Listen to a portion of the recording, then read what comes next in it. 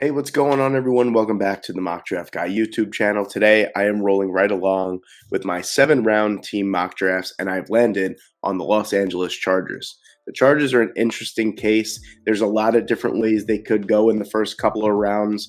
I've done a multitude of different combinations of prospects and positions, and ultimately, since we're on the subject, we might as well just kind of get right into it. You know, I feel like the Chargers are in a position where they could just kind of take best player available. They have some needs. They have needs on the defensive line. They have needs at linebacker. They have needs possibly on the offensive line, tight end, wide receiver as well. So I think there's just so many different needs and so many different ways that they can go. I think they're just going to take best player available. And for me, that's Jackson Smith-Njigba. That's on my board right now. Now, I know a lot of Chargers fans might say there's no reason to take a wide receiver in the first round. And that honestly may be true. We don't really know what's going on with the Keenan Allen situation. Is he going to be traded? The front office kind of came out and said, look, he's not going to be traded.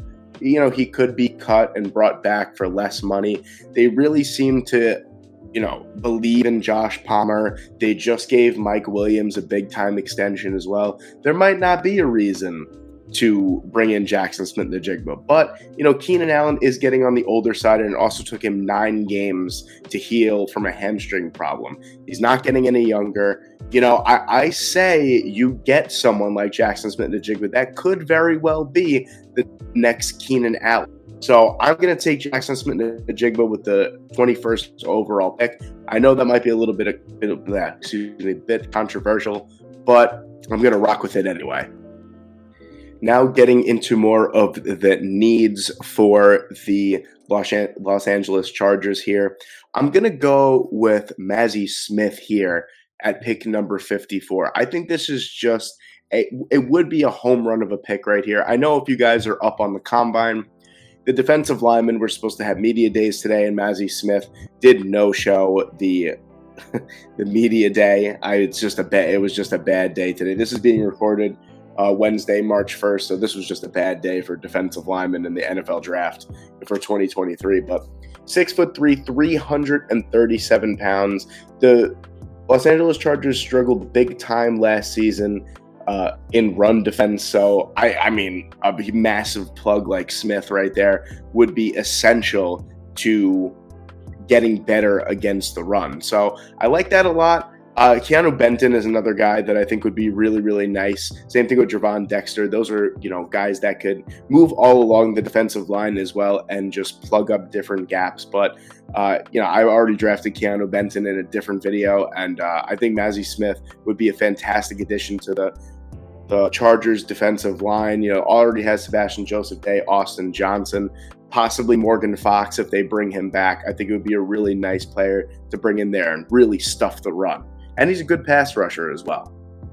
Then with the next pick at number 85, I'm going back to the offensive side of the football here. And really, since Hunter Henry left in free agency, the Los Angeles Chargers have been missing that safety blanket at tight end. Now, Gerald Everett did a pretty good job this past season. We all know that Donald Parham has been a staple of this Chargers team for quite some time now, more of a blocking guy, also a free agent. I think Gerald Everett could either be cut or traded this offseason. They're going to go in a different direction. He's also on the older side as well, making a little bit more money. So if they could save, at the tight end position, I think they definitely do it. I think they bring Donald Parham back to be that blocking tight end. And that leaves me with Sam Laporta.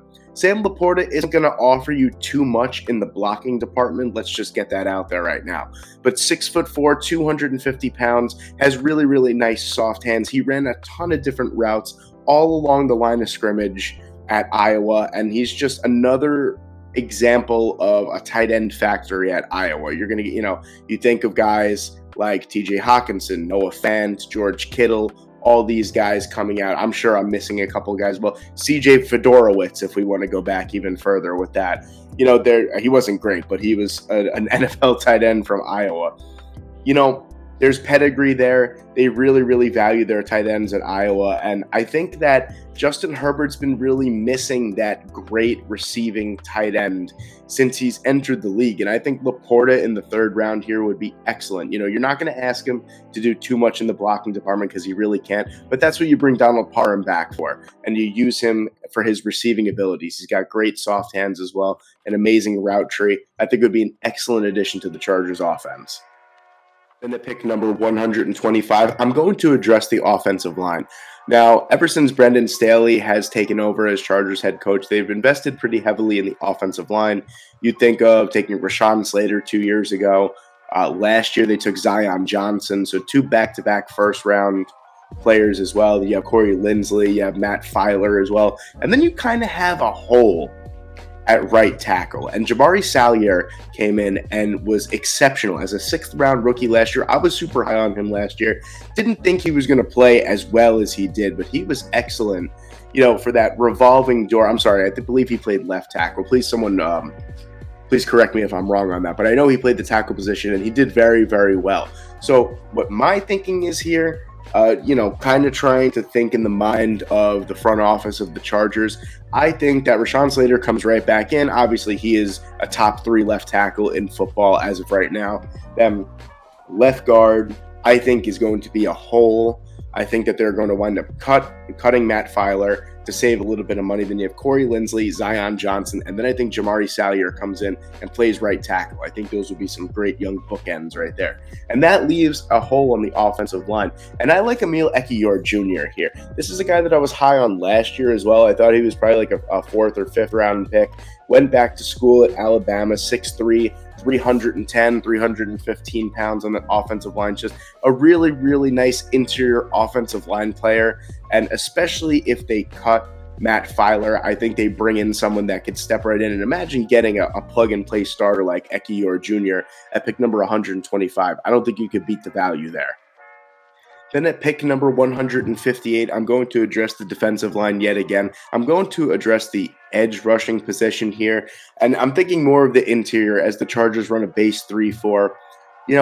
With Sebastian Joseph Day and Austin Johnson and Morgan Fox being really your starting 3 defensive linemen, I think you need someone in there as well on rotation, even if I don't know if they'll bring back Morgan Fox or not, but I think he should. He had a pretty solid year. I want to add someone else in there. And at number 158, if Dylan Horton is still on the board, this is a guy that, was up and down in his production in his collegiate career. 6'4", 275 pounds. He has the size to play an interior defensive tackle here. Maybe it's like a 5 tech and a 3-4.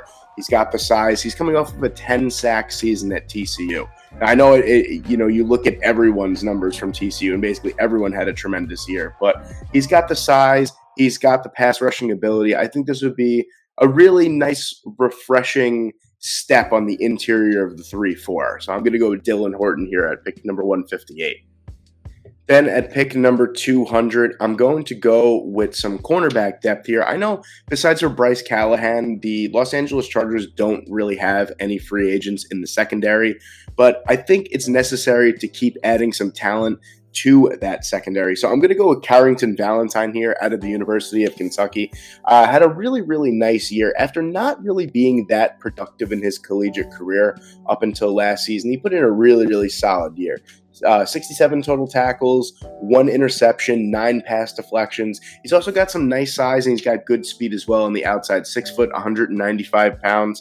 I think this would be some excellent value down the board here. Maybe a position that doesn't necessarily need to be addressed in the draft. Maybe you get like a 3rd or 4th guy in free agency. But if Valentine, with his skill set, is on the board at pick number 200, I think you have to get him.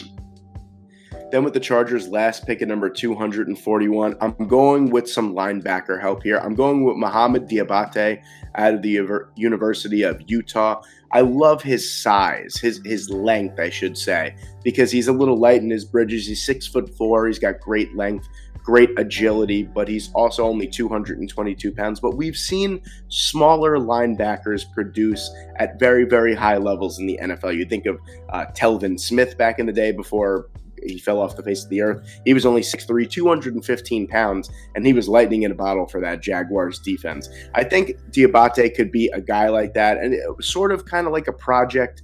But at pick number 241, we're taking prospects that have really, really high ceilings that kind of haven't put it together yet. And I think that's exactly what Diabate is. So I'm going to take him here with the last pick. And there you have it, ladies and gentlemen. There is my full 7-round 2023 Los Angeles Chargers mock draft. Let me know what you guys think in the comments section below. Please leave a like. Please leave a comment. Please subscribe to the channel if you haven't. We're rolling right along with a ton of content this draft season. Thank you guys so much for watching. Have a great day.